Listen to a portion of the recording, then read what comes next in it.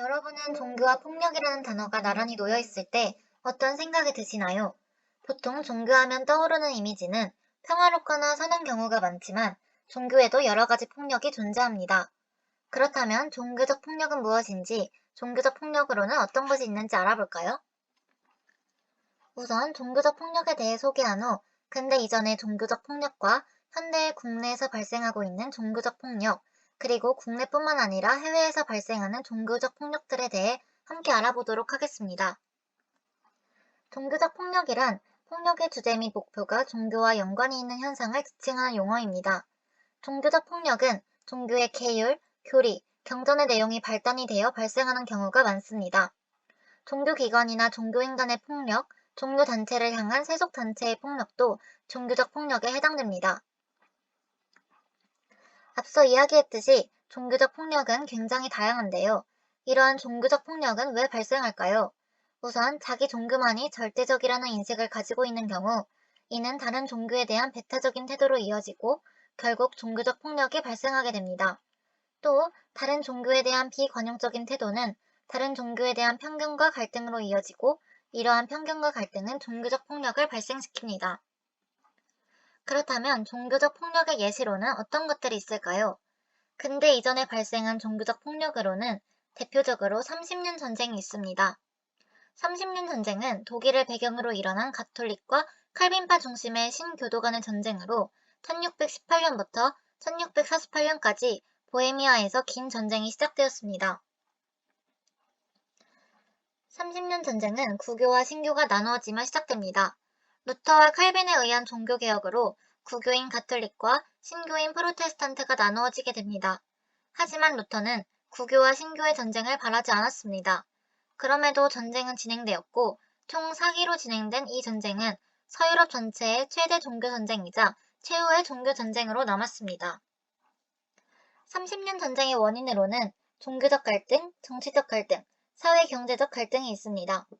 우선 종교적 갈등을 보면 1517년 루터의 종교개혁 이후 가톨릭과 프로테스탄트의 갈등은 지속되었습니다. 신성 로마 황제 칼 5세는 아우크스부르크 종교화약을 체결하였고 이로 인해 독일 프로테스탄트들은 원칙적인 면에서 신앙의 자유를 얻게 됩니다. 그러나 중요한 문제는 따로 있었습니다. 종교적 상황이 아우크스부르크 종교화약의 실천과 거리가 멀다는 것, 합스부르크 왕가의 지배 지역 내에서 프로테스탄트의 증가 현상에 문제가 있다는 것입니다. 내부적 갈등이라는 정치적 갈등도 30년 전쟁의 원인이 되었습니다. 신성 로마 제국 내부의 종파적 분열, 제국 권력에 대한 영방 제후들의 저항들이 독일 지역에서 쟁패를 벌이면서 겪는 내부적 갈등을 겪게 됩니다. 독일 내부의 갈등에 빠져든 여타 유럽 국가들과 합스부르크 왕가 사이의 외부적 갈등이 연관되어 30년 전쟁의 중요한 원인이 되었습니다. 마지막 세 번째 원인인 사회-경제적 갈등은 무엇이었을까요? 16세기 후반의 유럽 경제 상황은 17세기 유럽에 심각한 경제적 위기를 초래하였습니다.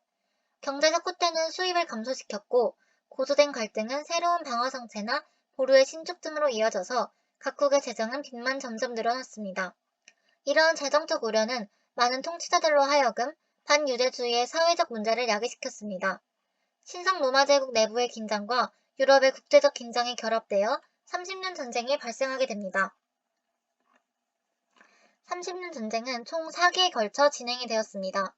30년 전쟁은 신성 로마 제국의 내전으로 시작되었지만 덴마크와 스웨덴, 프랑스 등이 프로테스탄트를 지원하여 참전하게 됨으로써 유럽의 대전쟁으로 확장되어 제1기 보헤미아 시기, 제2기 덴마크 개입 시기, 제3기 스웨덴 개입 시기, 제4기 프랑스 개입 시기에 30년 동안 지속되었습니다. 30년 전쟁은 유럽사의 큰 전환점이 되는 사건이며 많은 변화를 가져왔습니다. 30년 전쟁을 끝마치며 유럽 각국들은 제국 내부의 두 가지 갈등을 해결한 타협인 베스트팔렌 조약을 맺었습니다. 이후 베스트팔렌 조약은 제국의 공법과 정치의 기준점이 되었습니다. 30년 전쟁은 정치와 종교를 하나로 합치는 것이 거의 불가능하다는 것을 명확히 보여주었습니다.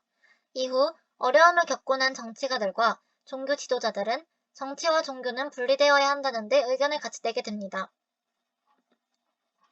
지금까지 근대 이전에 발생한 종교적 폭력인 30년 전쟁에 대해 알아보았는데요. 그렇다면 현대 국내에서 발생하는 종교적 폭력으로는 어떤 것이 있을까요?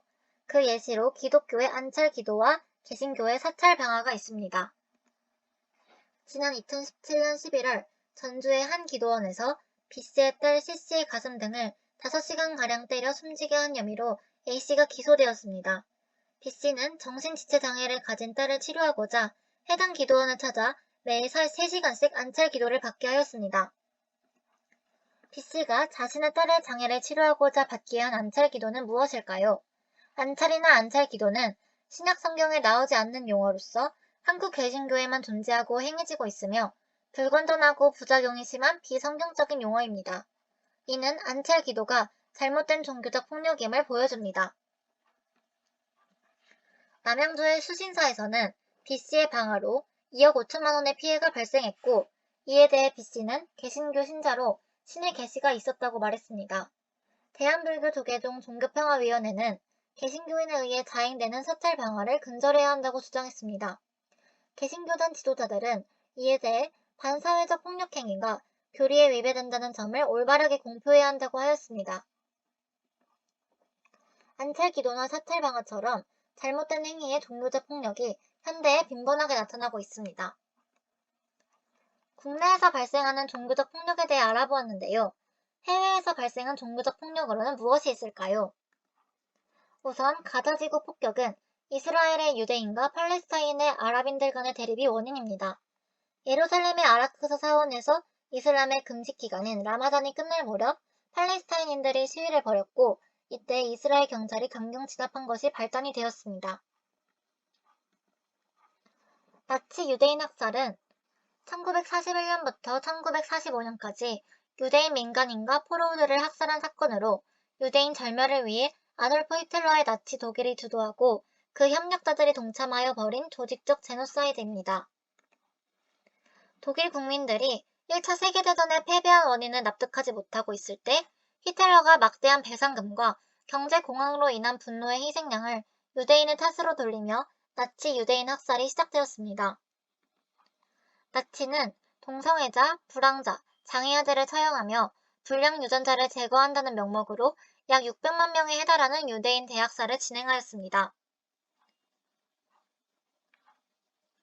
1993년 부유한 유대인을 못마땅하게 여겨 유대인 상점에 대한 불매운동을 시작으로 1935년 반유대주의 법인 뉘른베르크 법이 통과되어 유대인의 피를 받은 사람은 모든 권리를 박탈당했습니다. 1939년 독일은 폴란드를 침공했고 이때 유대인 탄압과 학살이 절정에 이르렀습니다. 탈레반은 1944년 아프가니스탄 칸다하르에서 결성한 순위파 무장단체로 조직이 와해될 뻔하였으나 군사 및 재정 지원을 받아 수도 카불을 점령하고 정권을 수립하였습니다. 탈레반의 결속력이 강화되자 반군 조직의 세력은 약화되었습니다. 그러나 계속되는 내전으로 국가 접수가 어려워지자 지역 지휘관들과 전략전 협정을 체결하였습니다. 그 결과 지역에서 일어나는 심각한 위법사항과 이에 따른 각종 인권 침해를 도외시함으로써 많은 문제가 발생하였습니다. 9.11 테러는 2001년 9월 11일 알카에다라는 이슬람 극단주의 세력이 여객기 4대를 동시에 납치한 후 여객기 2대가 뉴욕 맨해튼에 위치한 세계무역센터 쌍둥이 빌딩에 충돌하여 많은 희생자가 발생한 사건입니다. 이 사건 이후 종교는 전 지구적 폭력과 분열의 원인으로 지목되었고 광기 어린 폭력을 행사하는 악의 근원이라는 오명을 쓰게 됩니다. 또 인도 내에서는 끊임없는 폭력 사건이 지속해서 발생하고 있습니다. 이렇게 해외의 종교적 폭력 사례들까지 알아보았는데요. 과연 종교적 폭력을 정당화하는 것은 가능할까요? 그 누구도 인간의 존엄성이나 기본권에 반하는 행동을 하는 데에 종교를 구실로 삼아서는 안 됩니다. 이 영상이 여러분들이 종교적 폭력에 대해 생각해 볼 수 있는 기회가 되었으면 좋겠습니다.